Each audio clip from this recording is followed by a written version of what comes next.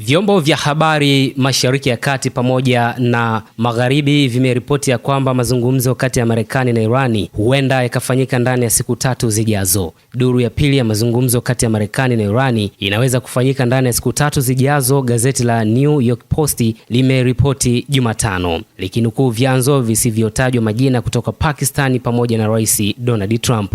Inawezekana Trump inaripotiwa aliliambia gazeti la Post kupitia ujumbe wa maandishi alipoulizwa kuhusu vyanzo nchini Pakistani ambayo ilikuwa mpatanishi wa duru ya kwanza ya mazungumzo, vikisema kuwa duru ya pili inatarajiwa kufanyika Islamabad ndani ya saa 36 hadi 72 zijazo. Siku ya Jumanne, Trump aliongeza muda wa usitishaji vita wa wiki 2 katika vita hivyo, wakati ambapo muda wake ulikuwa unakaribia kumalizika. Chombo cha habari cha kidijitali nchini Pakistani News Post kiliripoti kuhusu muda huo wa siku 3 kwa ajili ya mazungumzo zaidi bila kutaja chanzo au kutoa maelezo zaidi. Pia jeshi la walinzi wa mapinduzi la Kiislamu la Irani IRGC liliteka meli 2 katika mlango bahari wa Hormuz mapema siku hiyo. Tehran kwa kiasi kikubwa imefunga njia hiyo ya maji ambayo takribani 5% ya usambazaji wa mafuta na gesi duniani hupitia. Hii ilikuwa mara ya kwanza tangu kuanza kwa kizuizi hicho blockade kwa Jamhuri ya Kiislamu kuteka meli katika mlango bahari huo. Taarifa hii imeripotiwa vile katika vyombo vya habari vya Israel.